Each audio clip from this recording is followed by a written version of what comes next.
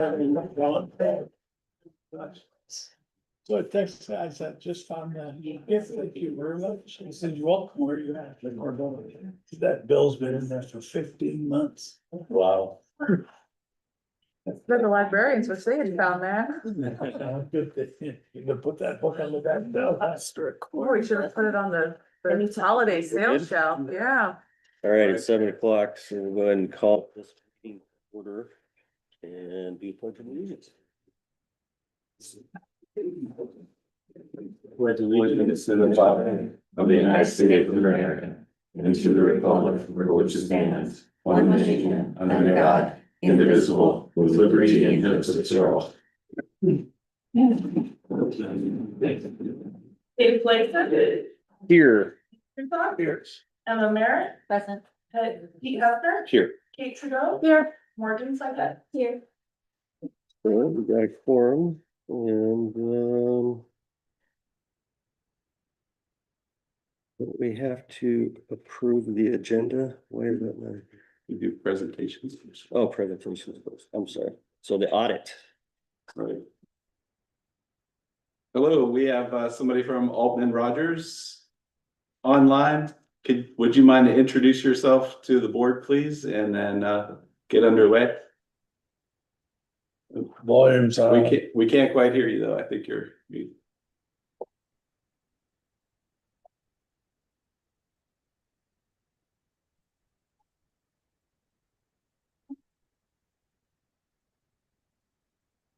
Well, good, it's fine. We still can't quite hear you. And can you guys hear me now? Yes. There we go. All right. So, hi everyone. Sorry about that. Hi everyone. I'm Ayush Gaidin. I was part of the audit team for Cordova School District, and I'll just go over. I'll keep it real brief. I'll also do it in a bit of a high level overview, just because I know there's a good diversity of professions and experiences in a board like this. So I'll keep it simple, and if at the end if there are any accounting related questions or anything more technical, please ask, and then we can go over those. So I'll go over the letter to the governing board, which I saw was in the prep packet for the board, and go over the main items here. So the first section we really have is us recognizing that what we have audited and to what standards we have audited these. So the financial statements that we have provided are audited under the GASB standards, governmental accounting standards, but we have also done the 2 CFR 200, which is the federal compliance, and the state compliance, which I'll go a bit more into detail in a few minutes. So that's just us recognizing those three audits that we perform. This year is a bit different in that we have what's called GASB 101, which is basically the Governmental Accounting Standards Board recognizing that some compensated absences need to be moved from fund financials to government-wide statements. So for Cordova, this meant that $40,000 of compensated absences got moved to the government-wide. And I'll also show you how that worked in the financial statements in just a minute. But that's basically any leave that is reasonably assured to be taken out in the next year, which would be a liability for the district. As part of the audit, we also went over some estimates that management made and which management should make for the financial statements, and we found them all to be relatively reasonable. So the major estimates really are receivables. So if you have an account that's receivable, or how certain are you that you're receiving 100% of it? Management has not made any credit allowance for credit loss, which we think is reasonable because due to the fact that they're mostly government receivables. as far as depreciation and capital assets are concerned, management also estimates the reasonable life of these capital assets. So that means over what time span are we depreciating those capital assets and showing that as an expense? And we also found those useful lives to be reasonable. And management's also responsible for the OPEP liability, which is the pension liability. So part of the report you're gonna see in the RSI required supplementary information, you're gonna see a whole lot of statistical analysis on the pension liability, and that's really the person tourist liability, the public employee retirement and the teacher retirement system. Those have a lot of estimates in them. We looked at those estimates and can say that those are reasonable estimates and are not misstated. So we also considered the disclosures made, if those are neutral, consistent, and clear. Basically saying that those disclosures are not to skew away the material facts of the financials. And we're happy to say that we didn't encounter any difficulties with management. We didn't have any uncorrected misstatements with management. And yeah, so overall, it was a good audit. That's really what this letter to the board is stating. I will go over the actual financial statements, which do you guys have the full report already shipped to you? Okay. So I just see some head nods. So if you so we'll go to the four main opinions we have, and which we are responsible for. So if you go from I'll just point out the pages. So page 1 till page 3, that is the main opinion. There we're basically saying if the financial statements are materially correct, meaning it can be off by a very small amount, but not it should be materially correct for the users of the financial statements, which is the public and you as the board. And we are happy to say that we have a modified opinion for this, so meaning there's no modifications needed for this report to be materially correct. And if you move to page 85 to 86,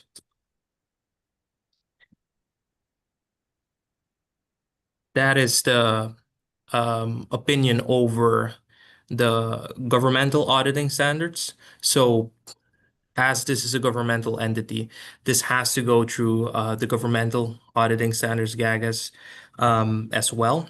And we are also happy to report that this is materially correct on modified opinion. And then the last two, and some would say the most important two, would be page 87 and 89.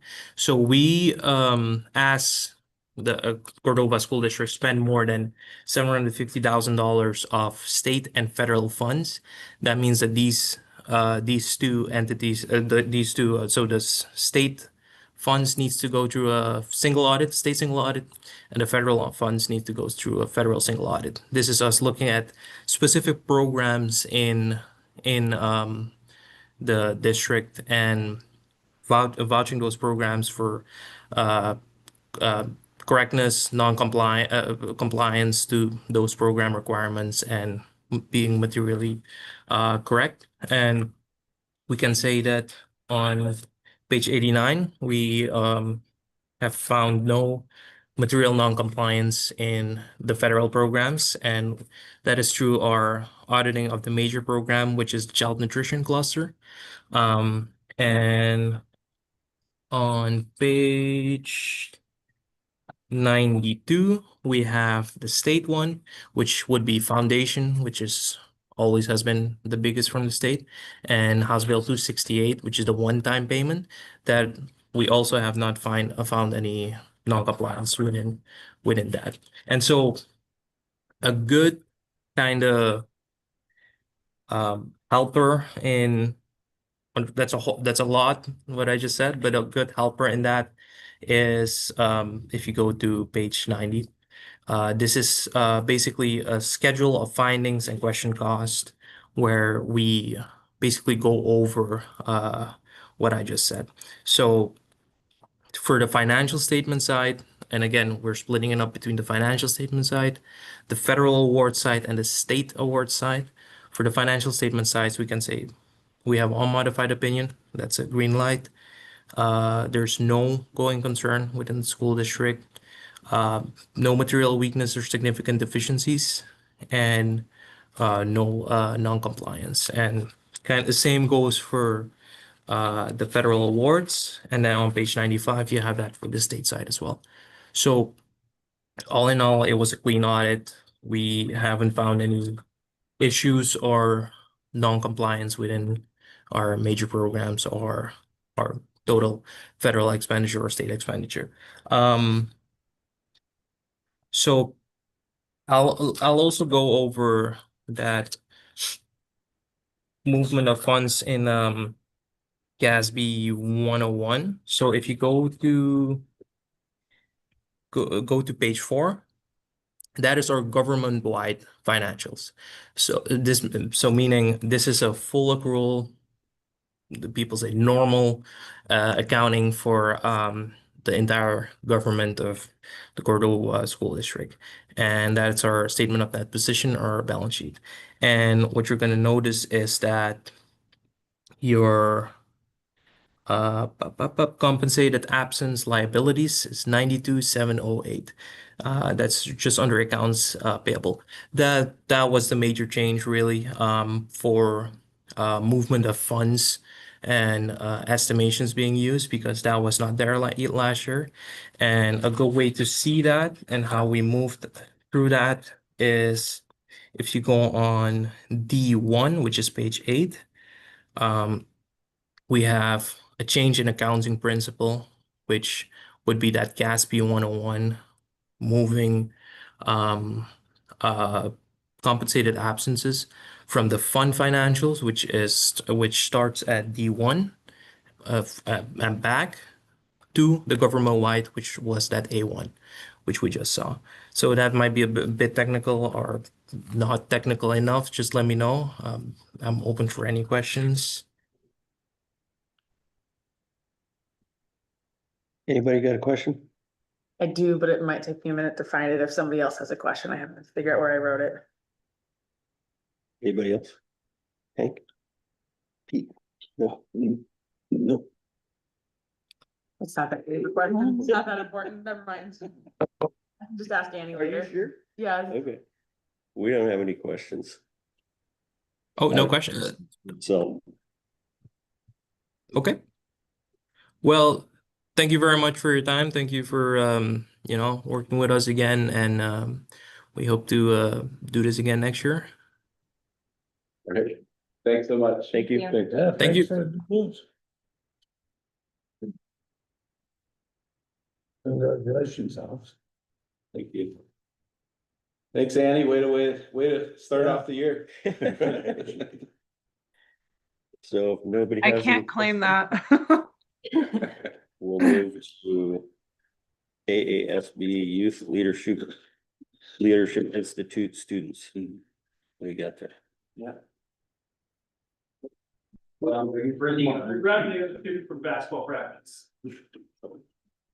One second. Yeah. Max, you'll come up and introduce yourself. You can bring a chair if you'd like.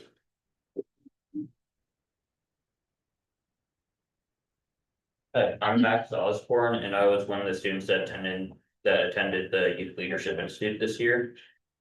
And River Tancred is the other one, and he's on his way right now.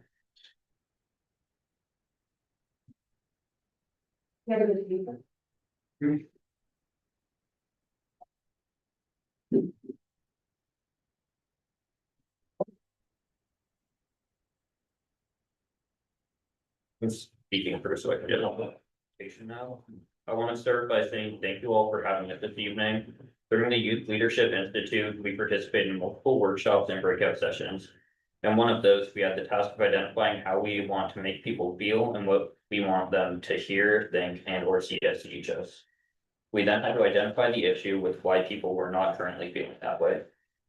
Our vision statement that we created was that CHS, all voices are heard, included, and we collaborate with respect and dignity. To help us achieve this vision, we created lists of goals, obstacles, activities, and resources we need.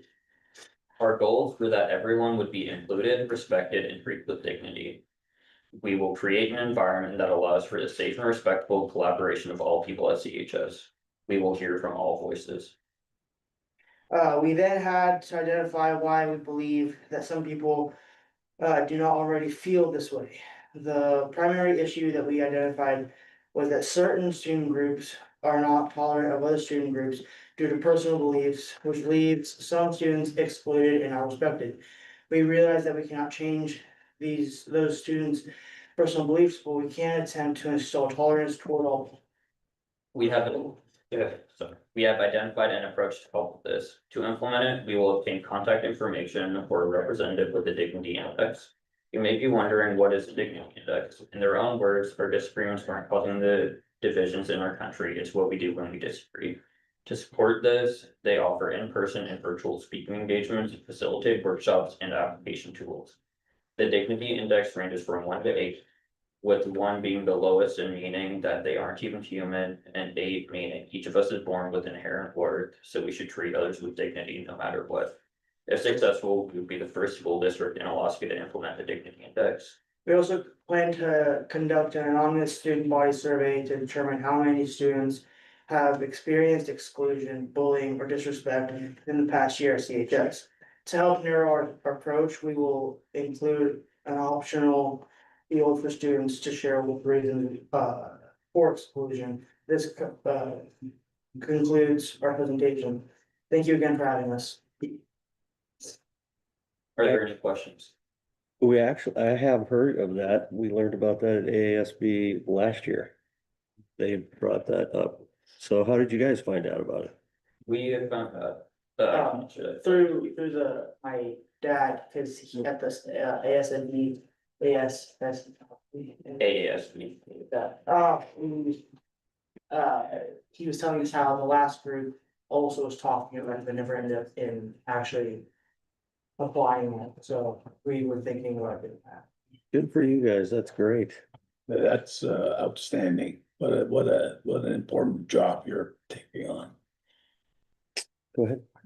Are you doing this project by yourself, just you two, or are you doing it with a student group or? It's just us and with the help of the principal. And we may try to, after we complete an anonymous survey, we might try to reach out to student council to see if they have any current ongoing efforts or past efforts that could assist in that. That's a big project for the two of you, so I really look forward to seeing what you guys do. Thank you. Could you forward the email to the school district? I was trying to write down your vision and your mission. It's pretty wonderful, and I wasn't quite fast enough. But yeah, it's excellent. And let me know if you need a contact for the Dignity Index. I know a couple of the folks. Okay, thank you. Yep, thank you. Any other questions? Oh, yeah. We can sit down now. Thank you, gentlemen, for representing the school at the conference. You did right by Cordova. Good, thank you. Gotta get my glasses on. No correspondence, so I need a motion to approve the agenda. Move to approve the December 10th, 2025 regular meeting agenda as presented. I second. It's been moved and seconded. All in favor? Aye. Aye. All right. Motion passes. Audience comments regarding agenda items. No takers. Okay. Then need another motion on the, Move to approve the consent consent agenda as presented in the board packet. I second. it's been moved and seconded. All in favor? Oh, discussion. Yeah, just for the fun of it, I'd like to pull 5 and 6 just to see, that's the policy that Alex was working on, just for a quick question.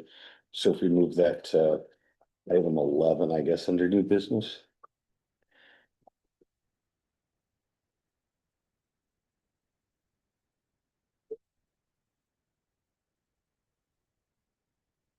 I thought those were.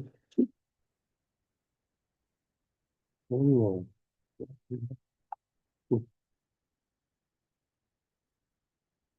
Yeah, it was 5 and 6. Correct.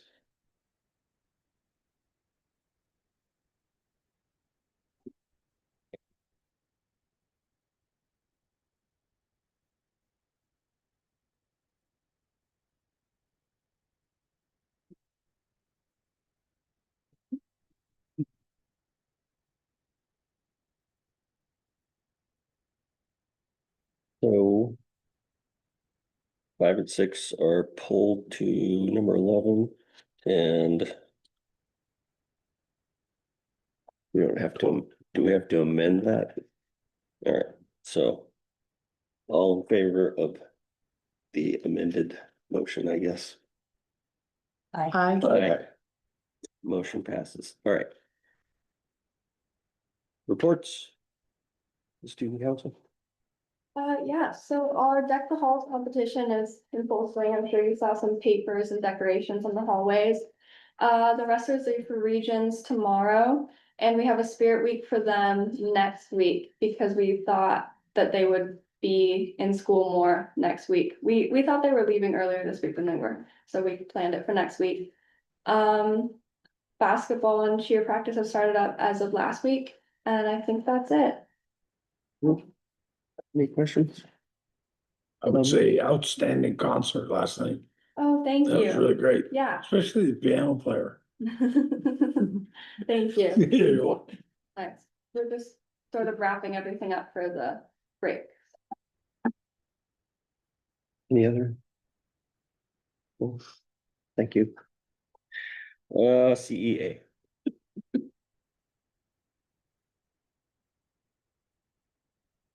Evening, all about their halls. Reports from the teachers out Mount Eccles, work and fun are in the mix as we're getting closer to winter break. Mount Eccles teachers have been decking the halls also to spread cheer, while working on lots of cheery projects to support student learning. And students are enjoying putting on Christmas concerts. The last couple should be finished up this week. The high school teachers report that the hallways are full of holiday cheer as the annual Deck the Halls competition gets underway. And they invite you, if you have the chance, to swing by early next week, the 16th or 17th, to see the fun tradition. The December teen time activity was card making. They crafted holiday cards to show appreciation for the myriad ways our school community is supported by the greater community of Cordova. Thank you. Any questions? I don't have answers. Listen, that's something. Just a comment, I pulled in and saw Christmas lights in the eating area, which was really cool. Nice to see Christmas lights. Cheers. All right, thank you. CEG.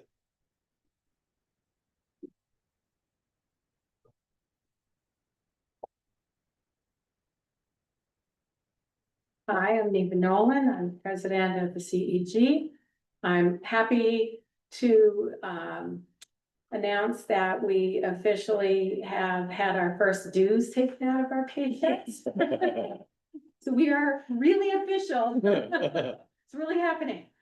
So just wanted to say we continue meeting monthly and continue to support the teaching staff in multiple ways, and during this time of year is getting ready for the winter concerts and Deck the Halls, and so yeah, we're all super busy with that as well.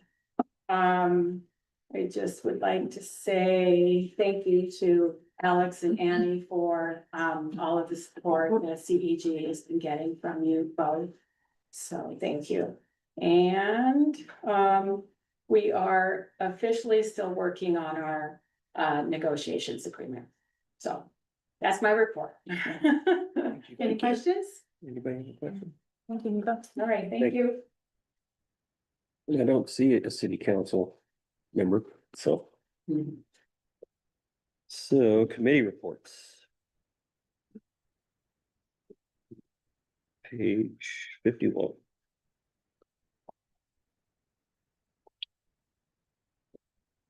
Yes, Pete, what do you got? Let's see, what have we been doing at ASB? Well, I guess we're getting ready to roll out the updated 4,000 policies. We'll see if we can get them out before December or not, but there's 92 of them that have been amended. So that'll be something coming up here. Other than that, we aren't holding our winter meeting, the law day. We're adding that in at the fly-in, let AASB fly-in. And that one is getting prepped as we speak.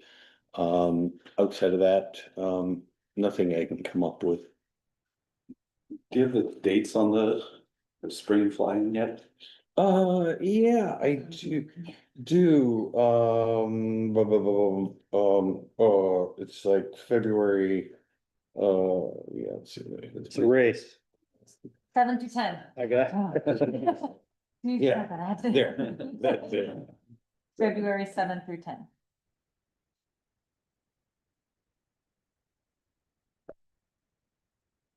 All right, so we'll move on to site council. I had a meeting conflict with the junior senior high school site council, so I did not attend. Makes two of us. All right, how about elementary? There was not, There was one. there hasn't been one since the last meeting. Safety and facility. Yeah, we had a safety facility meeting the other day. And I was a half hour late. I didn't see my calendar. And I appreciate Alex. We went back over one of the topics, which was, I have it here. Oh, well, we spoke about finishing the floor on the gymnasium and working around the National Guard being here and getting that prepped. God, and I was sort of surprised that it was 7 or 8 years ago that we had it so done. So looking at total refinish, repainting the lines, and going over that probably sometime in August.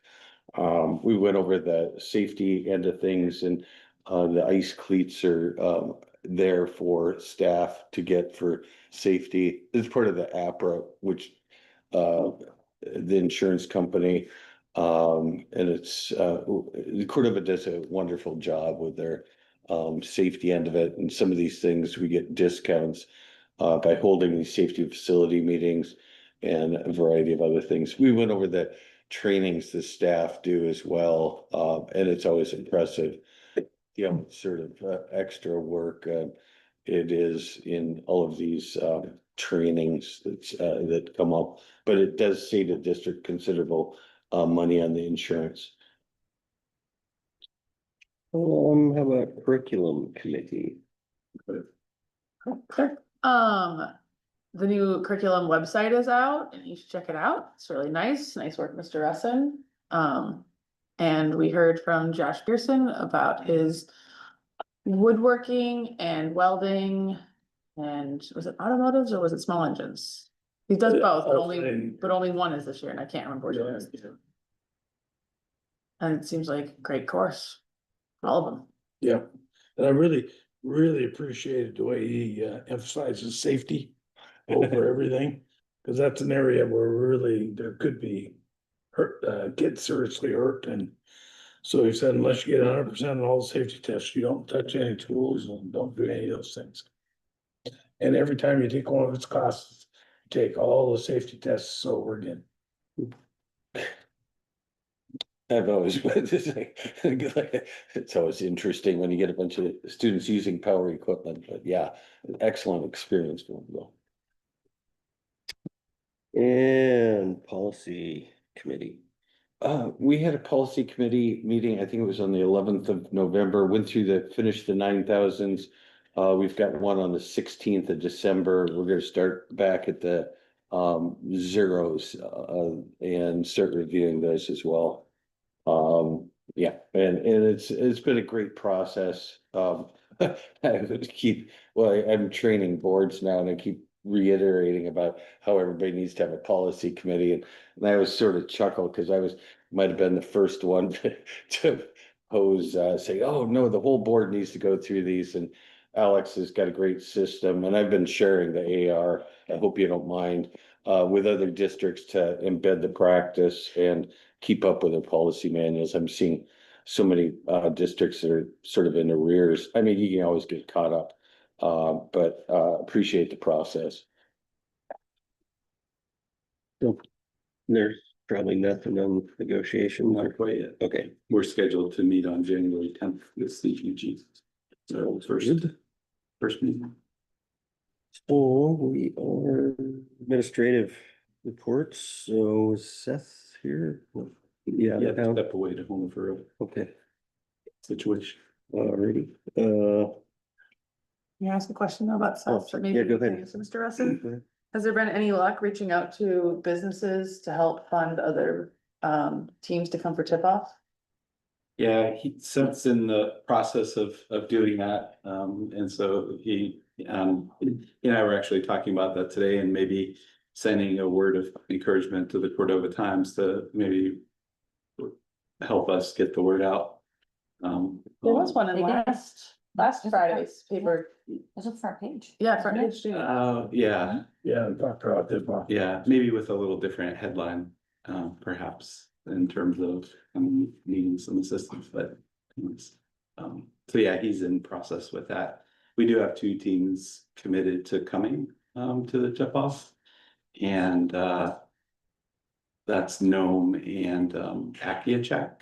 Holy smokes. So teams that might not normally come, who would be flying anyways, so they're not worried about the ferry system, but Seth actually has been talking with Louise Stutz and one of her staffers on maybe trying to nudge DOT to give an updated timeline on when that ferry might be in service. And it's all speculative right now, but they say they're working just as fast as they can to get the boat in the water just as soon as possible, but it's fairly unlikely, even if it were to be in service and in the water prior to the tip-off. Teams aren't or can't wait until the last minute to, make their arrangements. So Seth is continuing to work on, trying to drum up some support maybe from the community to maybe help another team come and maybe offset a little bit of their cost with a small stipend. So Can we use some of our air miles to support another team? there is a process, I believe, for donating air miles. Part of that is conditioned on the flight and how many airline miles that the flight is booked for or identified for. So even when we tried to book using airline miles, say we wanted to use 10, their response is, well, there are only 5 seats available for airline miles. So the plane is they limit the number of it. But that could potentially be a consideration. Because I'm hoping that some of these teams they have some money available to come to this tournament, but they don't have the full amount. And if we could help even a little bit, I mean, the tournament's an exciting thing for our community. Yeah, for sure. Yeah, so Seth wanted me to say that for all intents and purposes, the tournament's still on. It's a go. Administratively, we have been talking about, a go, no go date, and how soon in advance we would need to make that. But for now, traditionally it's a 4 tournament team, including Cordova. And right now we have 3, including Cordova, that are committed. So it'll happen. It might be a little bit smaller version if that 4th team, can't quite get here. So, but yeah, I think I'll work with Seth on that, and to maybe see what we can do. I'll look at our policy too. There's nothing in the language of our policy on use of airline miles for non-Cordova students, but it talks about students having priority for airline miles. I think it's inferred that it's Cordova students, but it's not written strictly as Cordova students. Oh, I reached out to to Representative Stutes, seeing that she's on the ferry committee and, she loves Cordova and all. And she was hoping, that they would be online in December or something, but it's always, waiting until the last second and trying to make plans at that point is kind of difficult, so. I just have a question on like the fundraising aspect of this, because when we were talking about the school only funding, like one trip and then regionals and districts, and then they'd have to fund the sports teams would have to use their CHASA account or fundraise on their own, like how does tip off? How would that work? I mean, could the teams, could we pay for, or could the team pay for a team to come using CASA funds? I mean, when we talked about what teams are gonna be affected the most, it wasn't basketball, it was volleyball. I think volleyball had a full season and they fundraised a lot and went on their trips and they flew everywhere. So I'm just trying to put in perspective, like I mean, we had a little bit of concern with the equity between the teams, right? And basketball is two teams. So I don't know, just what is that? Talk about that with me. Okay, I think I got your question. So there wouldn't necessarily be a prohibition against the teams using their CHASAs to help. To help support a team to come here. However, when we do fundraisers and our clubs and teams do those, they make postings at that event for what the proposed use of those funds would be. So, we would want to go back and the teams and clubs fill out forms requesting to do fundraisers and admin looks at them just because we don't want to double book everybody competing for funds, but that's a good item to think about potentially, but we would want to look to see if a team said travel as a proposed, it's kind of implied that it's for their travel, and when people give for that purpose, I wouldn't want somebody all of a sudden to say, well, I donated $100 and I thought it was going to Cordova's team for travel, but you used it for some other team. And even though, right, that helps to have some games at home, we don't want to get into a situation where people are giving money thinking one thing and then the district uses it for. So if someone did a fundraiser like this weekend and they said it's for tip off, then that would work. Yeah. We could do a 50-50 since we're gonna have a gaming. At a game for the sport tip off. Yeah. But may I add on to Emma's question? So if we said that we're going to support every team for one trip. And then we also are paying for somebody else to come for basketball, so it's like everybody got one trip. And then basketball also got someone to come to them. I think that's kind of what Emma was getting at with the equity, like, it's like, we're not paying extra for the volleyball. They had to fundraise for that. Yeah, so the board is the fiduciary agent for all funds in the district, right? However, the working sort of use of those CHASA funds are really left at the team level, right? So if the coach went to a team and said, hey guys, we've been fundraising for a little while, would the group want to donate $2,000 to another team to help come here? Yes, it's the district's money, right? Because the district, the board has the authority over all funds. But again, kind of at that level, that would be a decision that the administration could either support or say, it's inequitable for me to do that. But again, those are funds that the team is generating outside of state entitlement funds and city contributions. So it would be the CHASA funds that they would be Yeah. using to fund another team to come for tip off. Right. Oh, okay. Right, not district funds per se, even though they are all district funds. And only the CHASA, and what you're saying is only the CHASA if they are fundraised with the clarity that it's for tip off and not for tip. Right, Thanks for clarifying. yeah, sure. Thanks for the question. Anything else? So we'll go to Principal Gonzalez.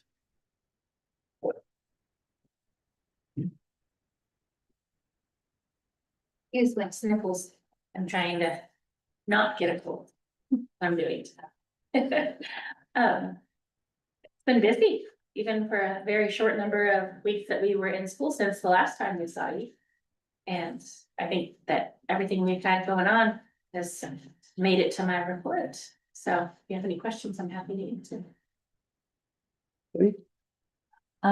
Well, I didn't get a chance to ask that the last meeting about the scores that you had included in there, and I was just hoping to get your like quick, what were you like, what were your takeaways from the testing results that we had last meeting? Well, AK Star, there's obviously always room for improvement and we're working hard towards those goals. They do highlight a need for math interventions. And that's something that I don't know where to fit that in, but we're utilizing certain times for teachers to be able to plug that in a little bit. But we're making a lot of progress in the reading area. I mean, it's very clear. We started the first year that we were participating in all of the extra things that the Alaska Reads Act asks us to do. We have started off with 27 kids on IRIPS at the beginning of the year, which doesn't include kindergarten. They don't go on until January. And this year we had 7, I believe. I don't have that in front of me, so don't quote me, but I believe we only started off the year with 7 kids, K3. So the efforts are definitely noticeable. And like I said, the 7 doesn't include kindergarten either. But I'm amazed at all that our teachers are accomplishing and very grateful for all the extra effort that they put in for our kiddos. Anybody else? Thank you. I hope you don't get sick. Me too. If I bow out, that means I'm probably headed home to bed, so. Okay. Mr. Janik Reed.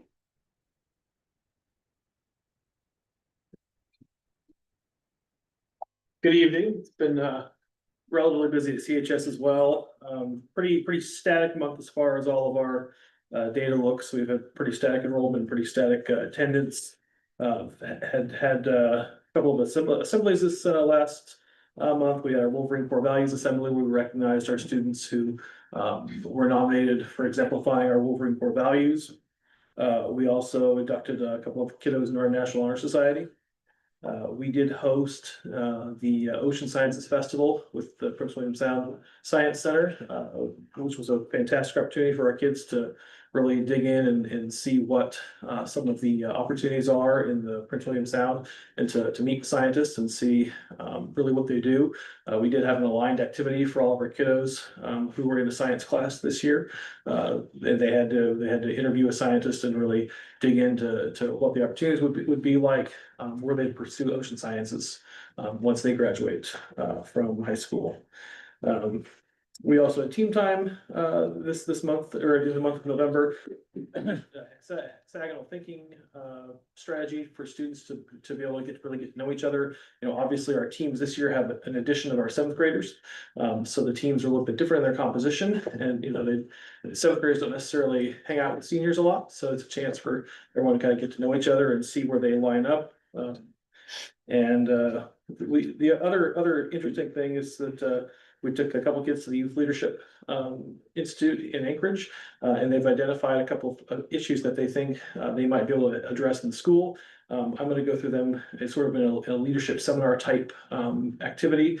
I would suspect they'll probably they'll be the one that makes the decision, but I suspect they'll probably want to put together some type of guiding coalition to then use the Dignity Index in. I would expect that we'll have some movement in getting those folks on board by the end of the year. But I will tell you that's for certain, the students drive this. The other interesting thing is we had kiddos go to Music All State. We had a number of our kiddos who were recognized as first or second chairs. In our site council, we couple months ago, we had some input that maybe our times were off for site council. That might impact our attendance. So we put out a community survey. Turned out that the community said they prefer a different time. However, changing site council based on community times hasn't changed attendance. Same number of folks are coming, not the same people, but the same number of folks. So I'm still convinced there must be some way to increase attendance at site council. But I think we're gonna need to dig more on how to do that. You have any questions for me? Sandy's Pizza. Sandy's Pizza every time? I think if I had gave Sandy one more thing to do, she might skin me. That lady's busy. I was really intrigued by your team time project, and that's why I was asking the Max and River if they're working with another group, because when they were saying what their mission was, I was thinking of that team time, because I thought that finding your commonalities with others is how you have respect and learn about people who are different than you and treat them with dignity. So I'm excited to also see some of these like overlapping, correlating things that happen, the synergy. So That's great. That's great. So I just want to compliment again the concert last night and please share that with Ruth. Tremendous job.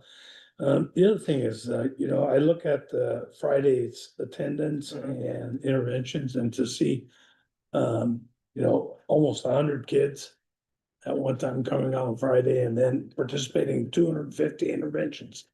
I think that's really remarkable, and I think you should be very proud of yourself and your staff for accomplishing that. thank you.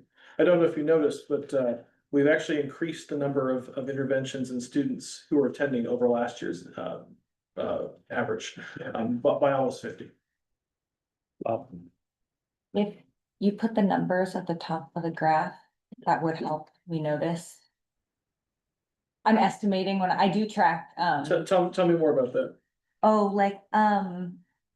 I'm estimating, like, is it 200? Is it 150? Oh. That's all. That's all. I'm just eyeballing some of these, so then it's kind of hard to see over time. But you said if you're tracking and if you've noticed, like I'm trying to stack up. Well, and I can see the graphs. I can see the tables that drive these graphs clearly. Obviously I've got the tables as well. I don't know if that's a functionality that this program has, but I'll look into it. Oh yeah, I just assumed it was like Excel. It is, but I don't know if Excel will, it's Google Sheets. So gotcha. I don't know if Google Sheets will allow you to superimpose that number on top, but we'll look into it. I would also say for middle school, high school to be operating at plus 90% attendance, that's really remarkable. I think a lot of it is really just the engagement piece, right? That kids can come and get what they need when they need it. That we've got teachers who are really building relationships with students and are that was part of the piece of team time was that relationship building. I think that we just have I think there's a lot of buy-in because of the relationships that we build. I'm familiar with high schools trying to get above 70%, Right. We also have good kids. Any other? Yeah, I did have a question. I forgot to ask Max and River. Will they run the survey by you or by Alex? Or, I do know there's kind of restrictions on surveys. So I'll help them build the survey and we'll make sure that it meets all of our any board or statutory requirements. Anything else? Nope, just interested to see the progress of that. I think that's pretty cool. I think there's the potential to do some great things. I suspect it could take a little bit longer than any of us would like, but sometimes good things take a while. Yeah. So, and they're both freshmen, so we've got a long time to. It's not like they're gone next year and there's no one to drive, right? Yeah. So that could be interesting. I didn't realize they're freshmen. That's really impressive. Yeah, they're both freshmen. I didn't realize it was Max. I didn't realize it was Max. My excuse. You are. Okay, I mean, thank you. sorry. All right. Sandy's, anybody have questions on Sandy's report? I'm just so proud of our kids liking salmon. That's all I gotta say. And Mr. Fasta.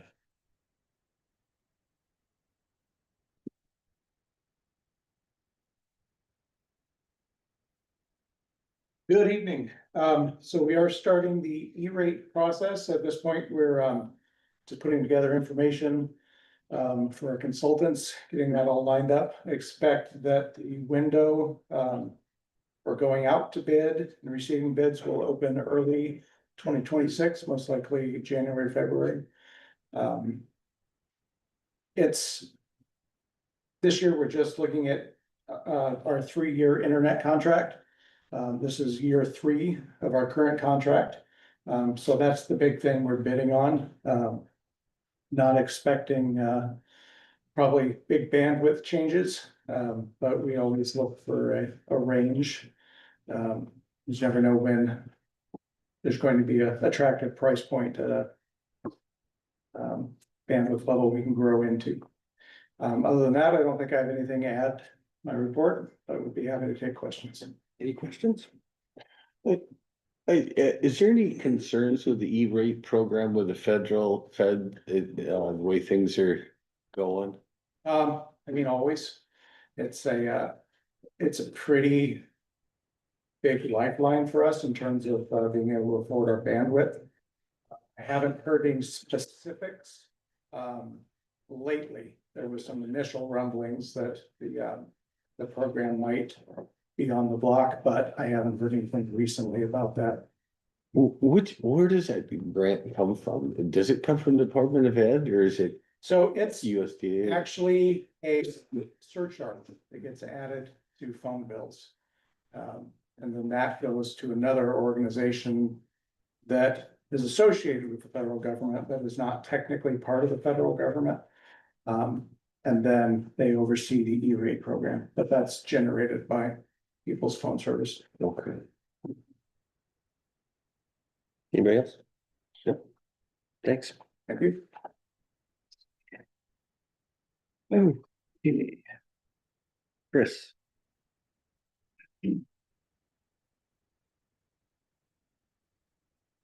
So, Hey.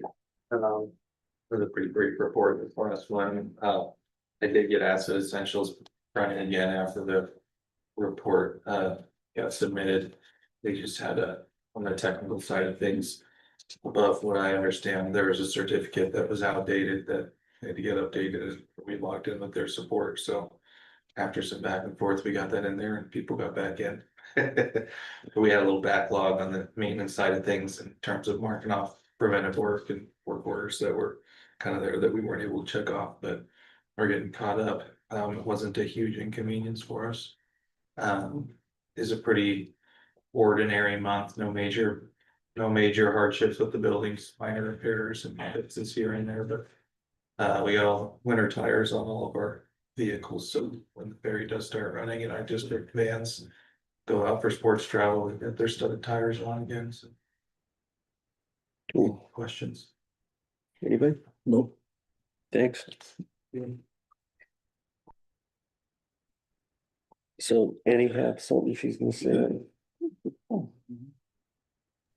Yeah, I'm here. Sorry, You're up internet is a fun, it's been a fun battle. I just finished the Aleppo conference and it's been phenomenal. Learned lots, met a lot of more people. So yeah, it was 5 days of intense, just nonstop. But other than that, everything's in the report. Yeah. Did you remember your question for her? Oh, I did, and it was, it's gonna take me a minute to find it.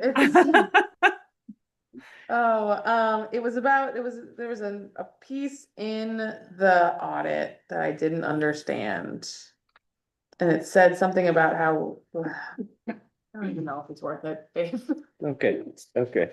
It's not gonna make or break anything. The audit, you said the audit's good, the audit's good. So anybody else have a question for Annie? We're gonna let you go. Thank you. Do you Thank want me to you. stay on for financials or? Yes. Okay. So, Mr. Russell. Yeah, so my written report is in the packet, with some policy information as well as some other general information. I've also included the budget development timeline process just as a kind of a heads up or reminder for some of the tasks that we'll be doing as we get into the budget development cycle starting in January. And I've been in the process of doing some food service audits. You know, one of the roles of a superintendent in a small district is to wear a number of hats, and part of that is the food service compliance monitor. So I go and sit at breakfast and have a checklist of things that I'm looking for in terms of compliance monitoring, and I interact with the staff and ask them specific questions about food service requirements and offer versus serve protocols and what portions of things need to be on a student's tray. And so far, so good. Everybody's been really responsive. We've got the Justice for All posters, which are a requirement up in areas where students and visitors can see. And so I'll need to take a look at the lunch program here and then the lunch program over at the elementary school as well. So breakfast and lunch is done each year before February. So we're on a good path to get that done and documented before the timelines require us to be done with those. One other bit of information that's not in my report, but it could have been part of my report had I known earlier, but I got some information earlier this morning that timber receipt act or bill had passed by a vast majority in the Senate and was on its way to the president's desk. So we'll see, if and when that gets signed. So that was for funds for the FY 2026 federal budget year. And so as part of that bill, there was a provision for the funds that were already allocated by Congress for the 2024 year and the 2025 year to be distributed within 45 days of that legislation being signed. So for the city, if they didn't get the funds that they thought they might have gotten in 24 and 25, there may be some funds coming the city's way for that. And then again, in the 26 fiscal year, the city should be getting some revenue for that as well. So good news all around. I know Lisa Murkowski and her staff have been, emailing me a number of times, asking about that and asking to kind of get the word out to write to her in support of that, just so that she can have a greater voice as she's doing her work on the go. Yeah, and that was the house. It was weird. It had been and so, yeah, it was 399 to 5, the vote, which was pretty surprising. But yeah, it'll be a real bonus to the city. I don't know, I was thinking it'd be a $1.4 million number if, with around 700,000 for those 2 years. So that's exciting to see that come through. I was concerned and they'd taken so long and it got hung up in the House. Usually it was the Senate that has been the hang up in the process, but yeah, it was super exciting news. I was just gonna say, I was reading about the charitable gaming activities and that the fact that they've been reviewed by our legal counsel and all. So that's pretty cool. Appreciated that. You probably might see that one show up in the ASB's model policy if I'm not mistaken at some point in the future. Yeah, possibly. Anybody else? Oh, I'm sorry. Ann. Yeah, I have I have two. First, thanks for putting kind of like, they're not memos on the they're kind of like memos accompanying, right, the new business and so thank you, that kind of like answers questions and helps, so thank you for including that. My question was, at our last board meeting, we did approve an expenditure from our capital projects list. And I was wondering if you have a forecast of any expenditures you expect in the next, till the end of the school year. Or if maybe we could include a kind of like forward look for when we do our budgeting, because that's not included.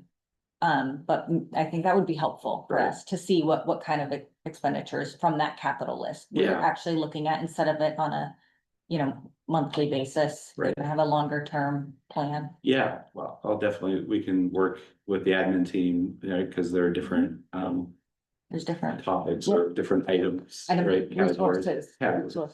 But one of the things that we've been really trying to get handle on or get is a new transport van. One of the challenges with that though is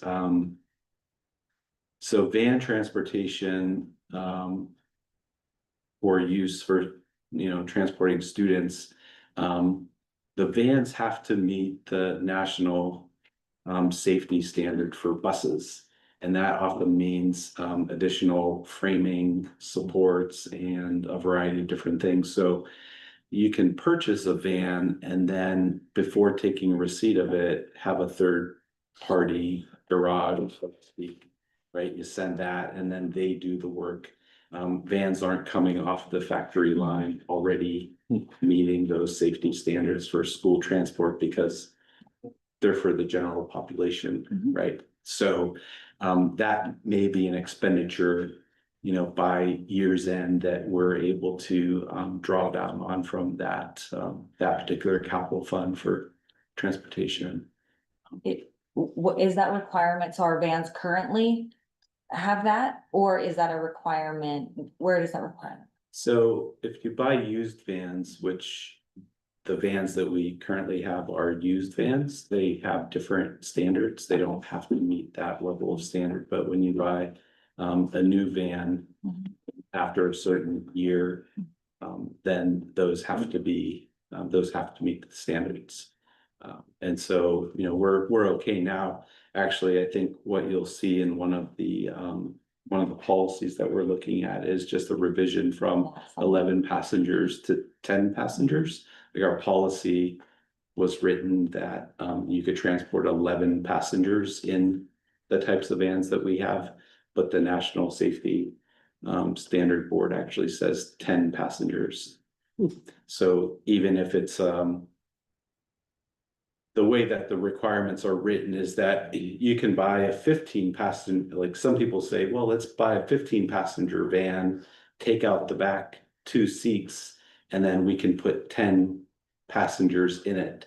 It doesn't quite work like that. It's not the number of the number that you're carrying at the moment. It's the number that the vehicle is built for, right? So if it's built for 15, then it has to meet the standard of that school bus safety, even if you're only transporting 10 or fewer in it at a time, if that makes sense. So there are definitely some, finer details in the law as you read what the safety standards and the requirements are. And somewhere along the line that got maybe misread or misunderstood in our AR, where it said you can carry 10 students plus the driver probably was the conversation at the time, but it's 10 passengers overall. But you could get a van big enough to carry all the luggage too, because all those kids come with little bags, Right. So there could be still a space in there. So one of the things, and Jason's been helping me do some research on that as well, but buying a larger 15 passenger capacity van, sending it out to be modified to meet the safety standards. And then we take those 2 back rows out and have more room for luggage, but still have the ability to carry 10 passengers at a time. Just gotta pay that extra. Yeah. Well, that's cool. What it takes. Did anybody else have any Did I questions? answer your question? Yeah, I think so. I just want safe vehicles for our Yeah. kids to travel. And we did, speaking of vehicles, we did have both of those vans, overhauled as it were in Anchorage this past summer, so we sent them out. Sent them to the dealership and they went over them, with a pretty fine tooth comb and changed, tires and rims and weather stripping and shocks and anything else that they needed to kind of be reserviced. Yeah. Yeah, I guess my safety comment though, or my safety comment on that is, we send our kids to travel and that's just a normal part of Cordova life. But when I was in high school, back when I was in high school, though, we did have a very, very serious vehicle accident on a sports trip and it was just because of back roads. And we were, the school vans that we had wouldn't have mattered at all, but accidents do happen. And so I'm always curious about just making sure our vehicle replacement is good and we're doing our very best to keep our kids safe on the road. Anybody else? Alright, so financials. Annie's back. I'm here.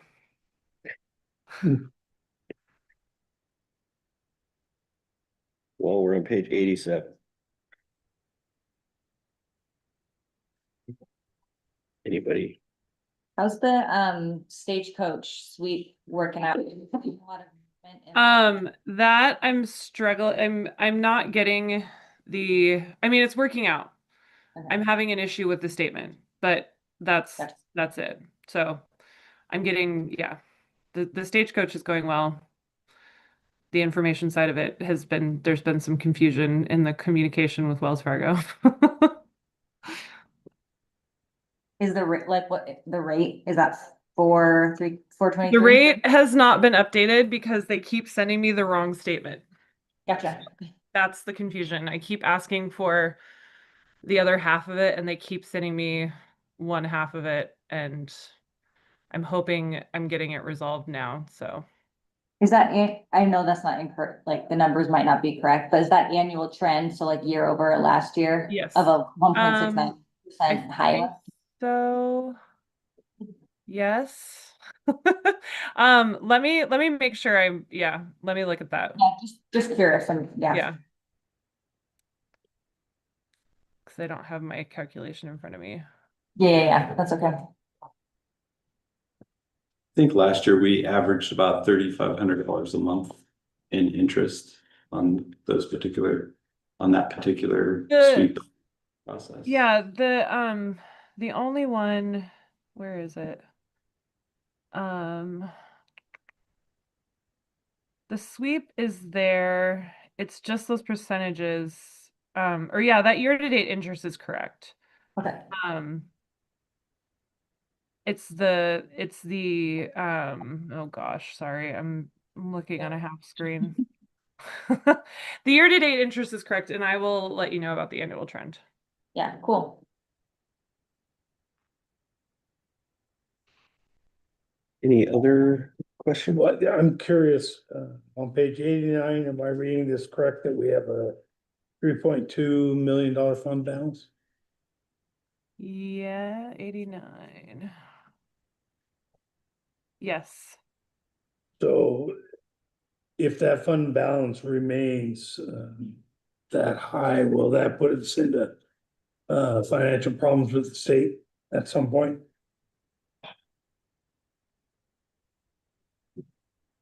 That I can't answer straight out right now, but I'll look at it. Because is next year the year that we again are limited to a certain percentage? Yeah. Yeah, This year? yeah. So Yeah. that Oh, we shoot. cannot have that fund balance at the end of the year. No, we're tracking. I think we're tracking fine as far as I can see right now. But I will definitely look at that. That's an inclusion of all of the assets in inventory and the restricted and the unrestricted. So we just be looking at the general fund. Not capital. Right. Right. Cause the Yeah. audit had it at 2 million something, right? Okay, yeah, it was, We are gonna be at a point where we're gonna have to be creative, though, I imagine, or think of some things that are We'll see critically how, yeah, important. we'll see how we're tracking, Yeah. but right now it looks like we're okay with the expenditures that Yeah. we've had. We have, a couple of expenditures that we weren't anticipating that would help to address part of that too. which are usually bad news, but not in this case. That's funny. Yeah. Anybody else? Okay. Oh, Go ahead. I was just gonna say, like, congratulations on a good audit. That is work every day by our admin staff, finance department, but then also all of the employees as well, because they do follow the controls, so. Good job. Thanks. Go ahead, Pete. I had a question, but it relates back to, I'm slow. I was gonna ask Alex a question. And I was trying to think of how to do that. Well, it's just on the superintendent search and sort of the process that I suddenly realized we won't have another meeting between now and then, and the application closes on the 18th. And then will the board get any instructions, or just maybe in an email manner for the Ravella site and so on and so forth? And then there should be a rubric, or, well, I don't know if there is a rubric or not, or just sort of the process and how we would address that between now and the special meeting of January 3rd. Yeah. Sorry, I was. So we're going back to my. Yeah, Right, I don't know if this talking is about parliamentary something that's procedure and, sorry. That was referenced. I'm like, in my report. Okay, but let me get a hold of the contact at AASB and get some of the finer details of what that is, right? So that the application process closes on the 19th, which is next Friday. And then thereafter, right, AASB will make available access to the portal to be able to see all of the applicants and so forth. But beyond that, I need to ask AASB some more detailed questions about how and what do we do with that information, and is the board going to be guided by a kind of a, here's what you need to do as you're looking, or a process from there, and then I will communicate that out to the board in email fashion.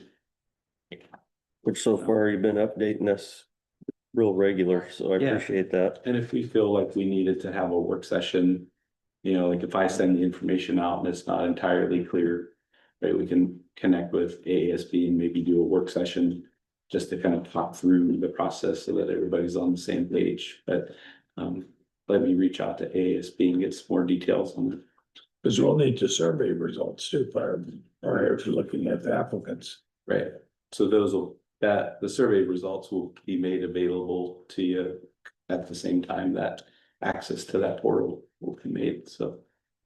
I hope, as Pete suggested, that there's some kind of a rubrics that we follow for, so that we're all kind of looking at the same pieces and evaluating the same. Right, so my understanding, again, I'll get additional clarification, but the survey will close.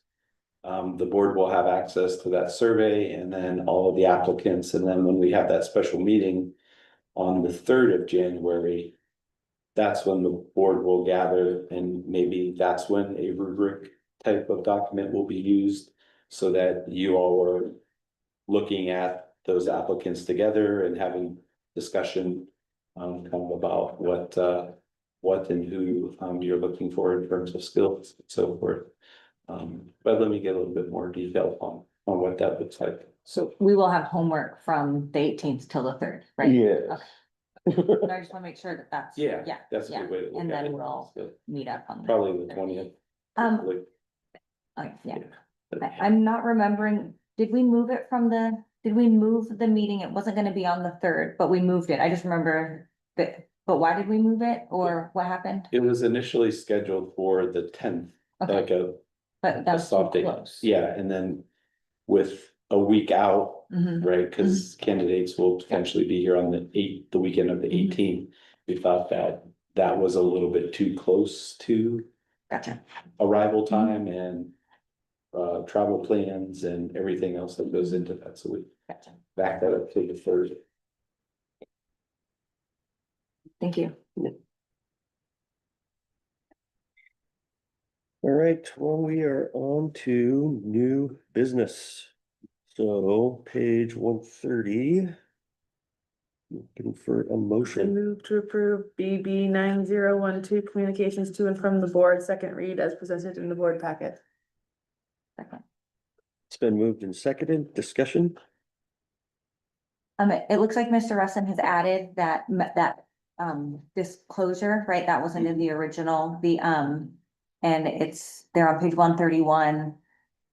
Members of the public should be aware that written communication with elected officials are generally considered a public record, subject to disclosure, release, viewing, and or copying of the communication pursuant to a public records request. So that was what a board member had shown me that's on their email, and I thought the words were fine, and I showed Mr. Russin, and clearly he thought they were fine because he put it in. The part like having the practice of the school board is to include written correspondence to members of the board in its regularly scheduled monthly meeting packet. That's just the section that I personally could live without. When I was talking to other board members, not all boards put all the written correspondence in their board packets like you do. And I think that some boards do have different practices, even if it doesn't go to a whole quorum, you may not put it in the board packet either. So I don't know, I think that sometimes a good policy does allow for, like, has good bones, but then also like is the structure, but not like dictating every single part. So I don't know, I could do without that section. Go ahead, Pete.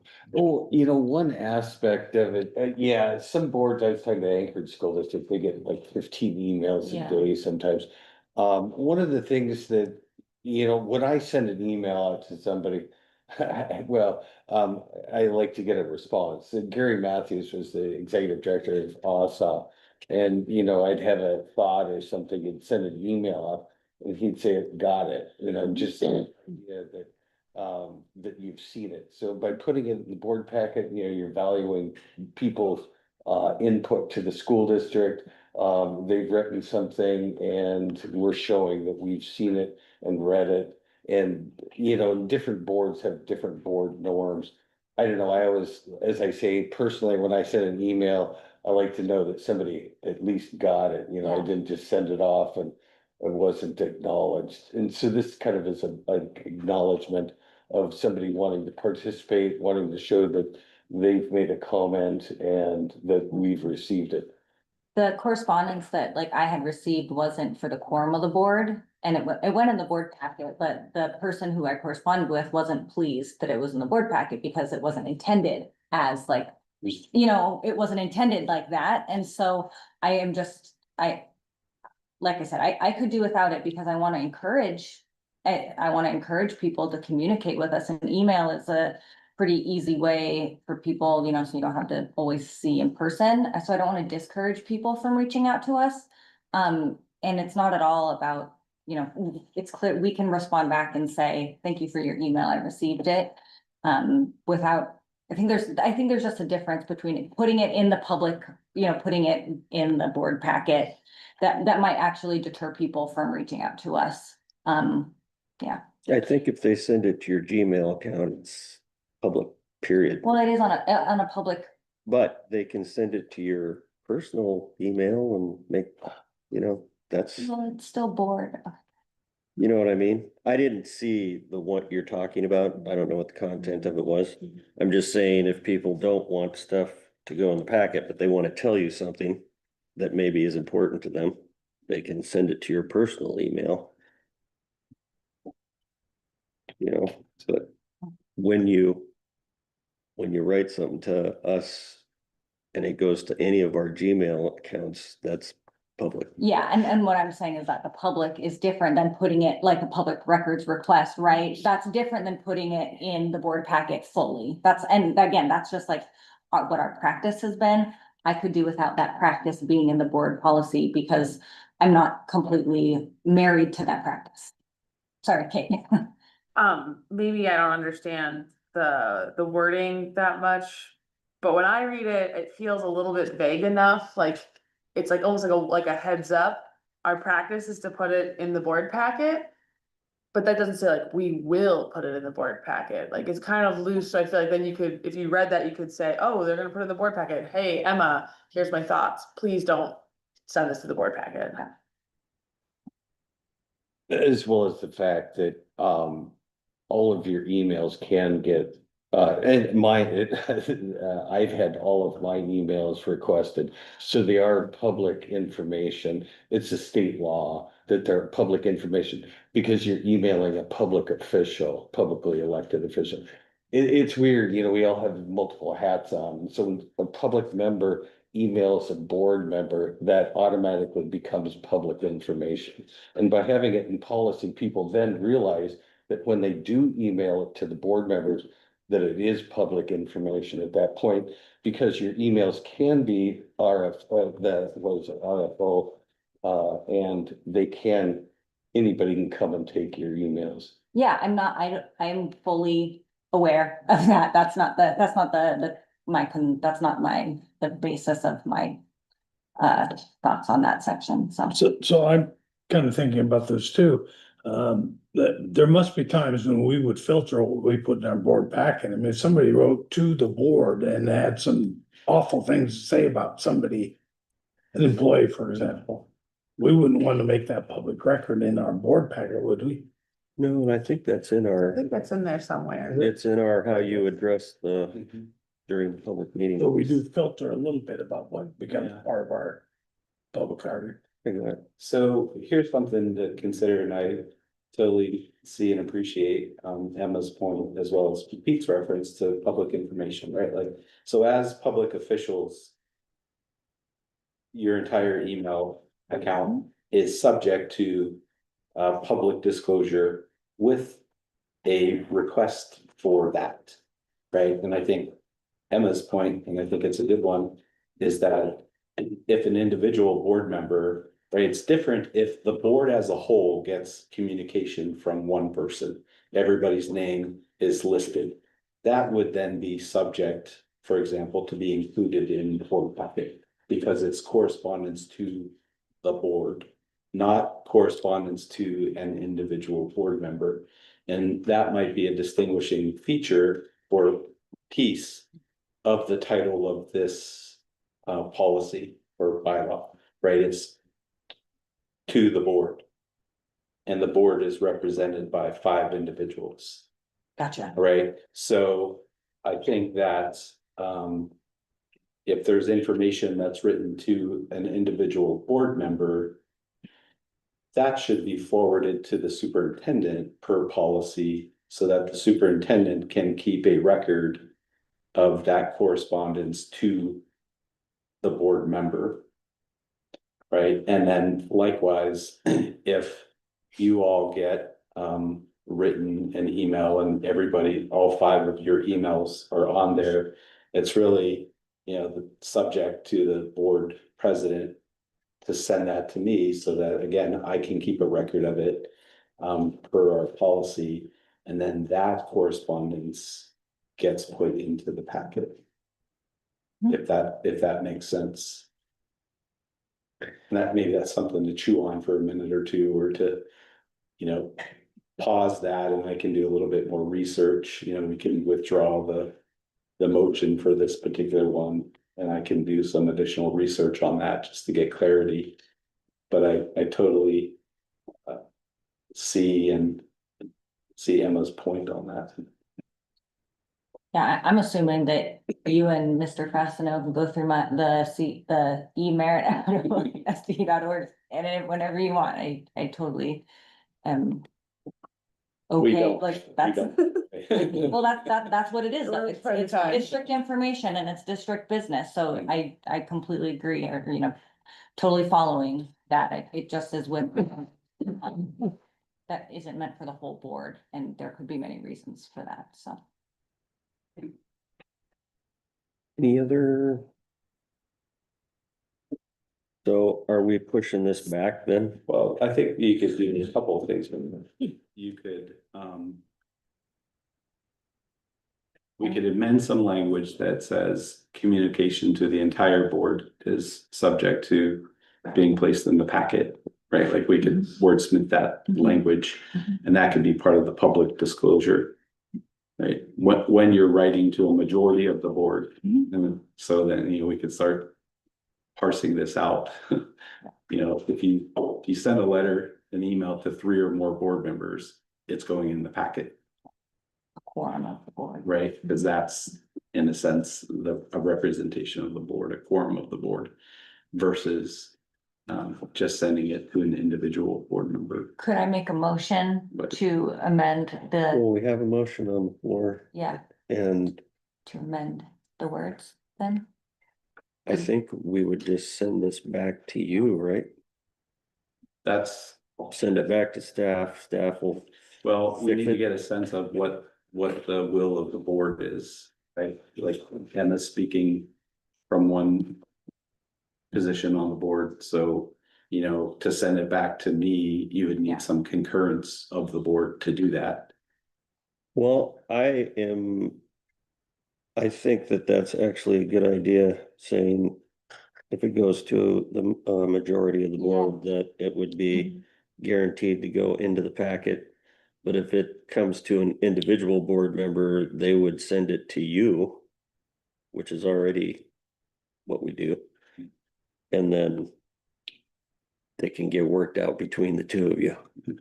So I think, again, couple of options to consider. One is that you could entertain a motion to amend the motion to include That's what I was. whatever thinking, yeah. language, right? And then you'd get that seconded, And and then you would vote on the amended motion. so then you- you have the Yeah. idea of how to write that. And so what it says, members of the public should be aware that written communication with elected officials are generally considered public record, subject to the disclosure. I mean, this still isn't relieving the fact that they can still be, so that language should still maintain, because the public should be aware that, and the way this is worded, it says are generally. So it doesn't say it doesn't have to be. What I was thinking, if you like it, I have an amendment and you guys put it down. Yeah. Go ahead and make Okay. your amendment. I move to amend the practice of the school board.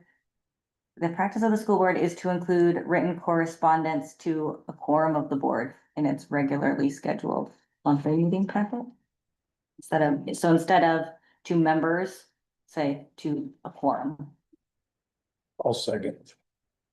Been moved and seconded, discussion. Sounds good. So then they will be in there. We're eliminating the word generally, so we're taking the constraint out of it. It's the second paragraph, the second line sentence. So that one stays and then that one. There. And Right, because there are, if I may. Yeah, go ahead. So there are subjects, there are not restrictions, but there are conditions in which even if a person wrote something to the whole board, there are conditions that we wouldn't include it, right? There's, as Hank initially mentioned, staffing issues or, things that would incite, something, but I think that kind of Emma's motion gets at that second line there, the practice of the board is to include written correspondence to a quorum of the board. Okay, like I can wordsmith that a little bit, but if you just give me the essence of what the intent is, right? It's really to get at 3 or more members of the board.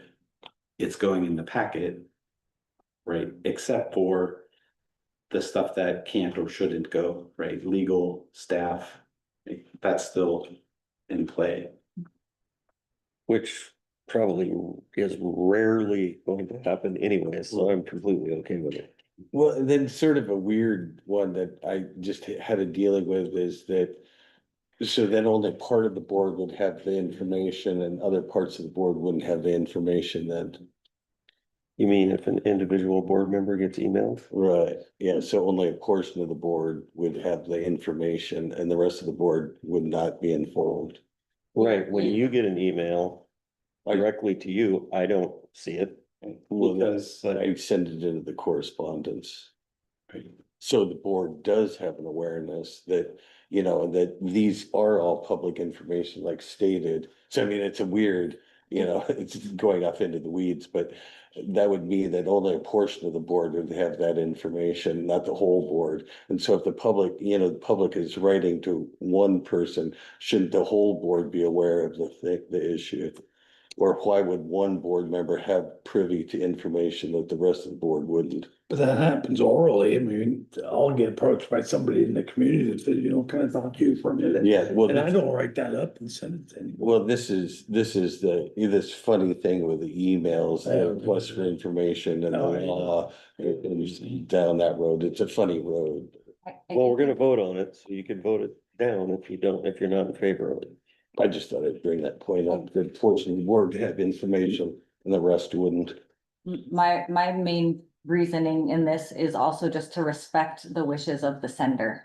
Right, Well- because if they want it to go to the whole board, they can, and I agree with you, Pete, like, more information for all of us is absolutely better, like, I talk to people all the time, I wish they were able to come to the meetings, right, I wish they would email, so I do see that, but it's, the wishes of the sender is kind of a big, like, Yeah, and I know you want to vote on it, but I think just to kind of contextualize that is, you know, you can think of any number of examples where a community member sends a message to Kate and says, hey, one of the staff members did a really great job of, you know, doing a presentation. Thanks so much.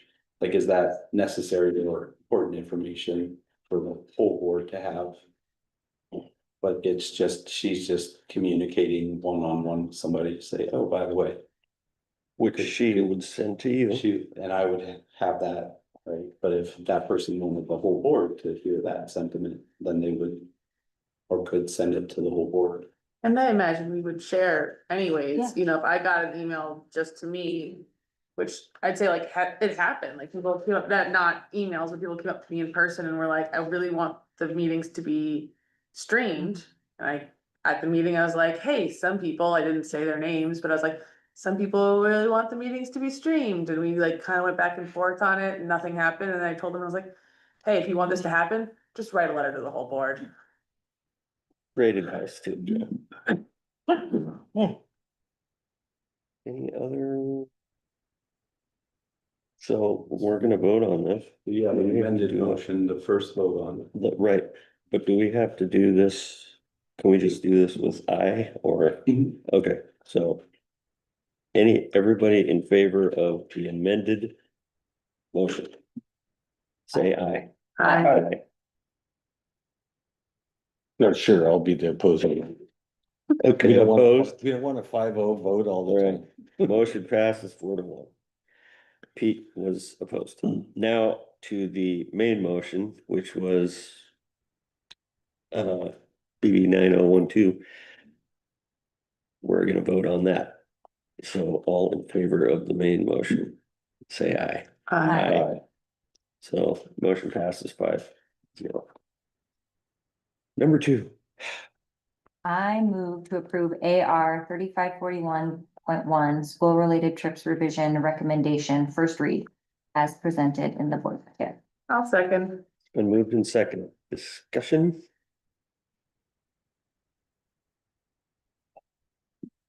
All right. We're gonna vote on it. So all in favor, say aye. Aye. Motion passes. Number 3, BP 9311. I move to approve BP 9311 board policies first read as presented in the board packet. It's been moved and seconded, discussion. Page 136. No discussion?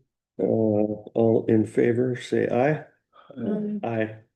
Motion passes. AR 9311 board policies, that's the AR. I move 311 board policies first read as presented in the board packet. I'll second. Motion has been seconded, discussion. Nope. All in favor, say aye. Aye. Aye. Did you vote? Aye. Okay. Motion passes. I move to approve BB 9313 administrative regulations first read as presented in the board packet. Second. Motion's been seconded, so discussion. Nothing. All in favor, say aye. Aye. Aye. I move. Did you vote? Yes, thank you. Motion passes. I move to approve BB 9320 meetings first read as presented in the board packet. Second.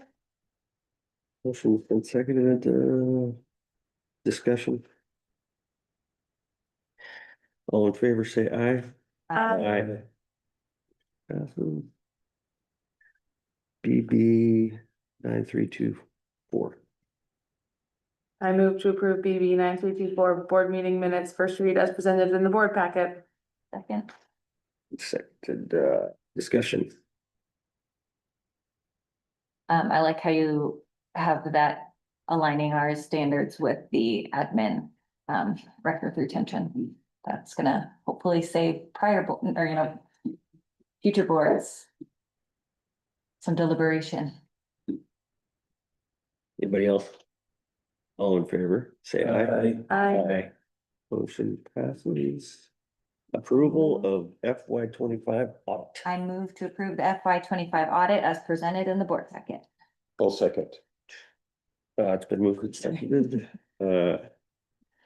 discussion. Appreciate the hard work that went into this and Jessica and then Annie moving right along with this as well. So just appreciate the great work that the district did. And I did have a question on that. Just the difference in the audit on the fund balance. So that was the correct one, right? The one in the audit. Okay. Yeah. All right, that's all I want to say. So, and yeah, congratulations on a super clean audit. And that's just, it's kind of normal for us, but it's always still kind of a fun thing to get through. Any other? All right, all in favor, say aye. Aye. Aye. Motion passes. 2020, let's see, the calendar.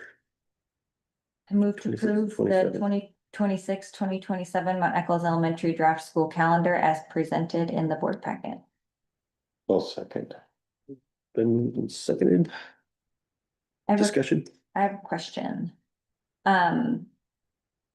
This schedule though, doesn't say what's going on with kindergarten, right? I mean, we talk about all day kindergarten just in our combos, but does this schedule just assume the same kindergarten schedule?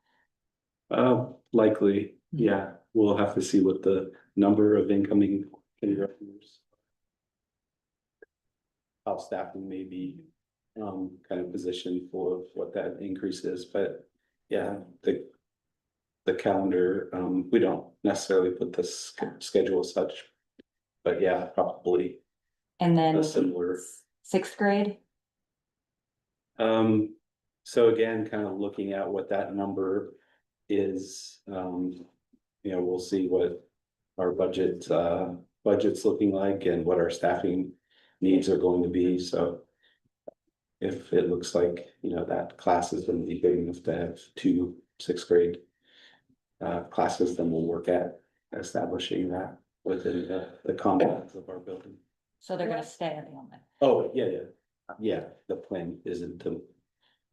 I'm not bringing up the, a potential movement rate at this point in time, because I think we still have the capacity, the elementary to service kids, in that setting. Go ahead. You had said that you'll see what the class size is. When do you tend to know the class sizes? Usually, once we start into the budgeting process, I mean, you know, the office staff has a real good feel for kind of those youngers that are out there and who's gonna be kindergarten age. So we'll reach out to the hospital or CCMC and the clinic and just say, can you tell us, we never ask for names, but like, how many kids who are 4 or, you know, right under the school age are you guys seeing on a basis, right? So we kind of get a little bit of numbers from there, and then we ask Children's Palace, how many 4 soon to be 5-year-olds do you have? And they let us know a number, and then we kind of do a reach out of just trying to get that number. So it's usually in, you know, February, March timeline, so kind of right in the midst of budgeting. We kind of get a good idea of what that number might be. And then that kind of plays into our budget development with staffing. So. Cool. Anybody else? All right, so. All in favor, say aye. Aye. Aye. Motion passes. 26, 27 junior, senior high calendar. I move to approve the 2026-2027 Cordova Junior Senior High School draft school calendar as presented in the board packet. Well, second. It's been moved and seconded. Discussion.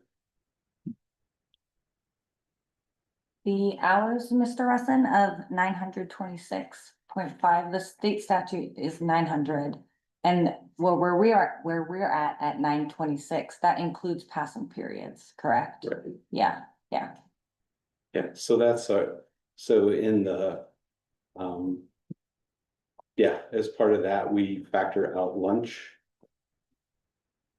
in the school day. So we look at a 6.5 hour school day, absent the lunch period, and then we calculate that out to get that 926 minutes or hours. Well,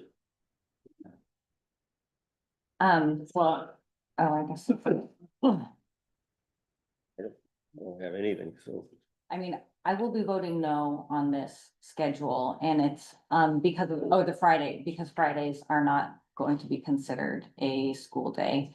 I would like to have either a full 180 hour or 180 day school year as the state statutes require, and I'm uneasy with including those passing periods on already low, you know, we're cutting our students' time with teachers just lower and lower when we could be having more time. We talked about absenteeism a lot in the last, since I've been on the board, and how, you know, we're looking at attendance levels. And we know that just life in a rural town requires, you may be absent more often. So by lowering our days required, and then also knowing that our lifestyle will require time out too, it's a hard pass for me, and that's not, I see that there's valuable things happening on Fridays, and those valuable things are happening because students are attending, and we're even tracking attendance. So the attendance is valuable on those Fridays too, and we see that. So the same, my vote is the same as last year, and that's not to not recognize all the work that has been done to Fridays. Because I think that there have been huge improvements. I am concerned that just as we've seen huge improvements, we can also have deficiencies arise too, right? So I feel I need to share with the board why won't be voting, and with the administration too, why I won't be voting for this. Anybody else? Yeah, I'll be voting for this, and you know, it's interesting that we don't count the Fridays, but we're seeing how many 200 interventions a week or whatnot, and how much, and then we're #1 high school in the state of Alaska for the second year in a row. As well as in prior years, we've had quite a string of teachers, the principals, and superintendent, and everybody is promoting this or and advocating for it. So I don't want to go against the administration, the principals, the staff, and the students in this manner. And you know, as you say, it's amazing what we're doing on Fridays, and that isn't even being considered in our education. You know, in those what you're counting as time. And those interventions are helping increase our student achievement, which is unbelievable, and how we are #1 in the state of Alaska for a second year. Anybody else? How many, days will the junior high and high be going to school? Not counting Fridays, do we know that? Oh, I counted it like 4 times, got a different number. So, 142. Okay. Is that number. Okay. But again, remember the statute allows for alternate calendars, right? There's a traditional 180-day calendar and then an hour-based calendar. So it's sometimes interesting to think about, like, are we counting hours? Are we counting days? And can we count both? The reason I asked is last time I counted, I got 135, and that 6.5 hours doesn't quite make our 900. Yeah. So I'm glad you told me. It was 140. 142, Yeah. and then that last day of school would be a 3.5 hour day. So you add that, you get that 926. Yeah. I mean, I have thoughts, dude. I need to share them. If you want to, this is, you I mean, I'm betcha. I'll be voting for it because I really believe that our Fridays are focused on quality over quantity, and I think Mr. Cancre did a really good job back in the spring of explaining how by having Fridays, it makes the actual class period during the week more valuable and intense for the students. And I think it's a really good, I don't know, it's like taking off the training wheels for them before they get out into college or their jobs, and like choosing to show up and choosing to seek help. And it seems like a lot of the students are doing that. And they're finding their own internal motivation. Well, let's vote. Oh, I'm sorry. Yeah, I think since maybe this will be my last calendar, unless it needs revision. So, you know, throughout our strategic planning process, we talked about lots of different pathways for learning, and we talked about learning being the constant and sometimes time being the variable to how learning happens, right? So I think what people who are on the outside of or outside in the community don't see on a daily basis in terms of the school day. When kids get here at the start of the day until the time that they leave, aside from that lunch period in which the older kids, the high school kids, can leave campus and are otherwise disengaged, kids are actively learning and they're being engaged by teachers. I mean, it's a special thing to see, and I don't want to minimize it by saying thing, but like during passing periods, those are instructional opportunities for kids to engage with teachers, to practice skills that they're being taught in the classroom, whether it's social emotional learning, whether it's time management, whether it's organization. And we have teachers, every teacher out in the hallway, formatively assessing kids, observing them, seeing how they're interacting with each other, and sometimes intervening when emotional regulation is a little bit of a challenge for kids. So, you know, we're not a school of 1,000 kids where a passing period may be missed opportunities for learning. But I feel strongly and passionately about the time that we have our kids in school during the week and the engagement that teachers and support staff have with kids during that time, that those are ideal learning opportunities and moments that sometimes don't present themselves in a classroom. And to think that a student sits down when the bell rings and teachers are engaging them, and all of that other time is not learning time, that's not my sort of belief, because I can see the learning that's happening. And we talk about in our strategic plan, learning not happening within the four walls of the building. And that kids are learning opportunities that are maybe unconventional or non-traditional in lots of ways. So I stand by the recommendation that we have instructional time for 6.5 hours a day. And that's how I base the calculation on the number of hours. Nowhere in the state statute does it reference passing periods, does not use the term passing periods in statute. So yeah, I feel really strongly about the calendar that was presented and the work that's done with students on a daily basis, from the time they get here to the time they leave at the end of the day. Well, appreciate everybody's comments. I'm gonna keep mine to myself, and we're gonna vote. All in favor, say aye. Aye. 1, 2, 3, 4. Opposed? No. 4-1 passes.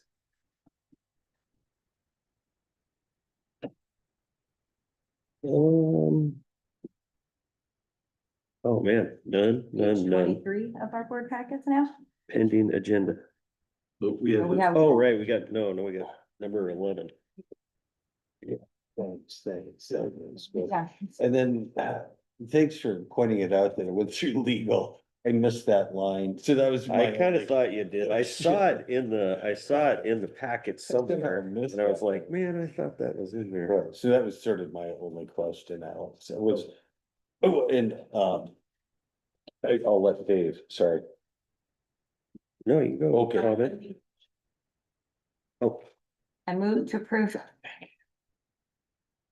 Oh, it's, okay, I move to approve, BP 3455A charitable gaming activities second reads as presented in the board packet. Do it? What page is that on? It's on page 23. Emma was super fast, thank you so much, Emma. That was my only question, and, did it get seconded? I seconded. Oh, you did, Yeah. okay. And, Sorry, I didn't hear your question, Pete. Oh, I was just curious if it went through, that's the BP 3455 and the AR. That Alex had developed a charitable gaming one, and you'd run it past legal, I see in your notes after Dave pointed it out for me. So that was sort of my question, and if you wanted to expand on that, it was just, you ran it through legal and it all met all the.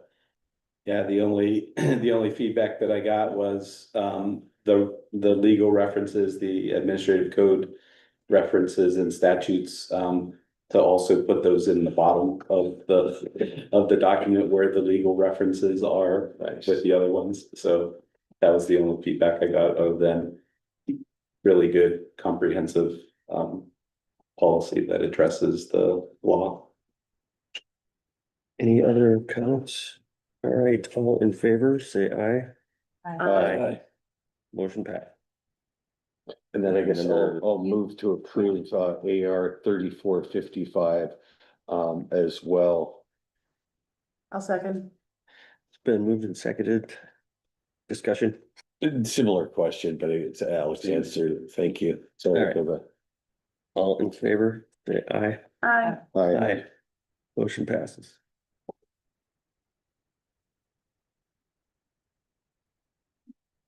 Then we got none pending agenda. District goals. We've kind of mentioned it, it wasn't noticed correctly the first time we had a work session. I don't know, I just keep bringing it up because sometime when we're all together, I think we want to talk about it. I want to talk about it. I hope you guys want to talk about it. We started our AASB self-evaluation, which was, it's good to self-evaluate, but we also need to look at what we're doing together. Like, what are we working towards, guys? Not just us being good board members. You know, what are we working towards with our district? And then we didn't really have time to get into that because of the superintendent search. So anyway, I hope we keep that on the pending agenda and talk about it sometime. Question about that, in relation to the superintendent search.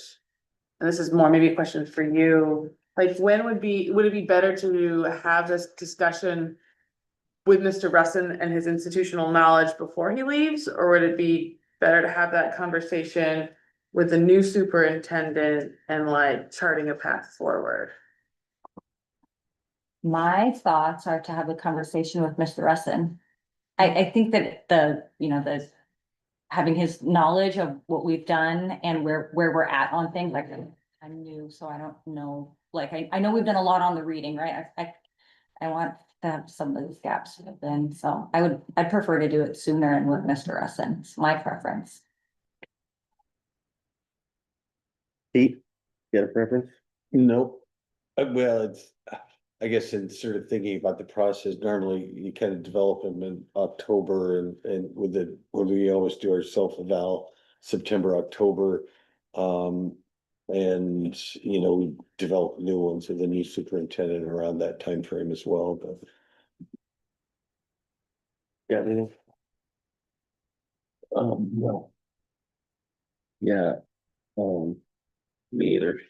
So, think, go ahead, Al. Yeah, so I mean, you know, it'll be a consent, like. I hear, let's put it on the agenda and let's not, or on pending agenda and let's not forget it, right? So that's where it resides. Like, I'm not going to be the one that says, hey, we should put it on this, so at some point, the board is going to have to say, let's put it on the agenda for discussion. Yeah. So, I mean, it can reside there Yeah. as a placeholder. And, you know, maybe February, you guys will probably be looking to do my evaluation in sometime in January or February, which is the typical timeline. Statutorily, you have to do one. You know, I'm on my way out. So, you know, you still want to maintain keeping with statute. Or you could do it in June. We'll get you before you leave, Mr. Yeah, I can't do it in June, but we can definitely do it in February I or, would say maybe after January, we're gonna have a lot of work cut out for us while I'd like to focus my efforts on the superintendent search, and then maybe after, for February, that, February, March, yeah. or actually I don't get back from Okay. Florida until March 30th. I so would I'll be prefer back all of us to be together. April. April's even fine. For which one? We're talking about two District things. goals. The district goals, can we do that in April?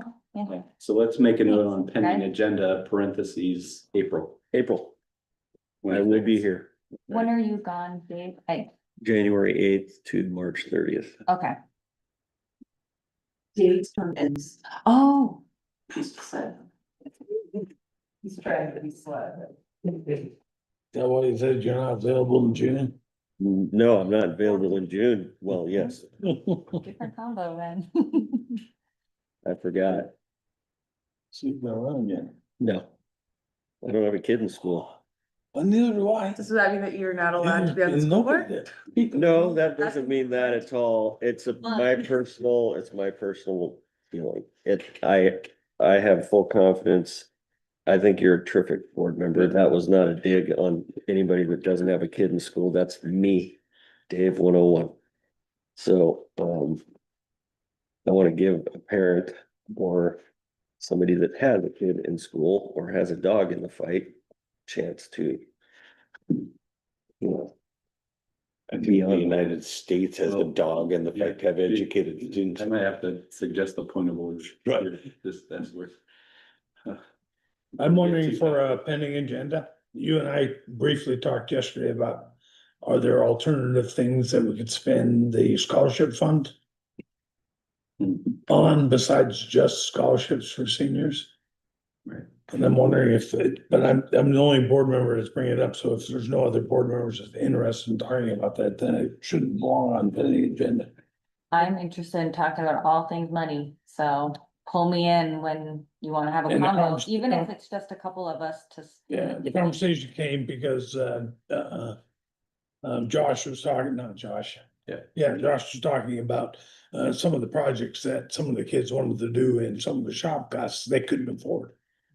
And I said, well, could they write a request for a part scholarship to help fund projects? Does it always have to be college classes? So, There might. and there's a lot of money there and it just it sits there year from year, right? Yeah. When do you wanna talk about that? Anytime. June. Well, I mean, pick a, if, I mean, you just want it on there. We're just gonna talk about it, man. We can talk about it next meeting. Yeah. Okay. So you want it for December meeting or January meeting? Sure. And that is the scholarship fund.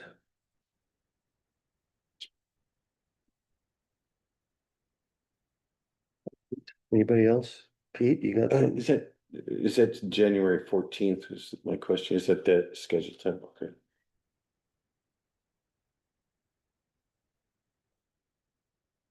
And yeah, then the superintendent or the interviewees, the finalists will be here that 18th. 18th, yeah. So maybe January is, maybe we should wait till February.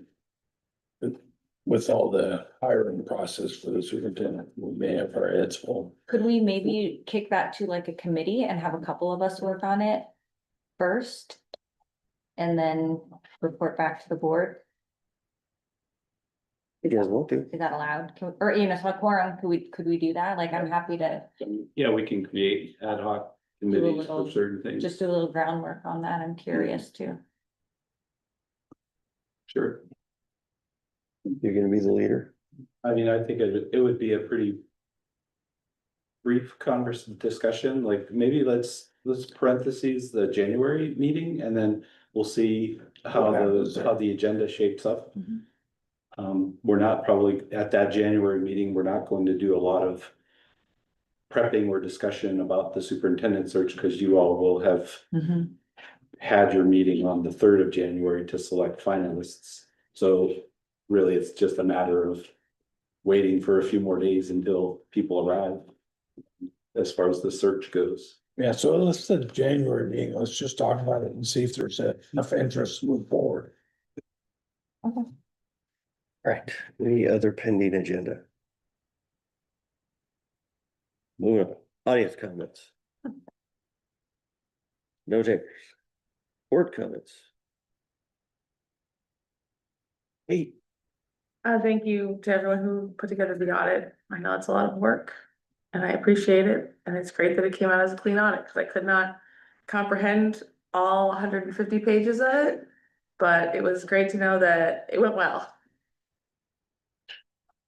I second that. I look for the comment that says no findings. Cause that's really the thing you want to see. Page 95. Yep, me too. Each. Ditto to what everybody else said. I appreciate the audit and all the staff, the holiday cheer going on in the building. That's fun too. Good combos tonight, you guys. Thanks for jumping in and following. I know that we all have coming in with, you know, different perspectives. And so it's great to be able to have like a productive conversation and understand where each other's coming from. So thanks for talking with me tonight. Yeah, I really appreciate our school system. I've really liked growing up here and going to school here, both kindergarten through 6th and then 7 through 12. And the teachers were great back then and they're great now. So it's just a really fun place for a kid to go to school. So we don't have an executive session, so need a motion. Move to adjourn. Second. All right. We have to vote on that, right? All right. We have to vote on that? Yeah. Yeah. Aye. All in favor, say aye. Aye. I always forget that. You have to say motion. Motion passes. Got me on one.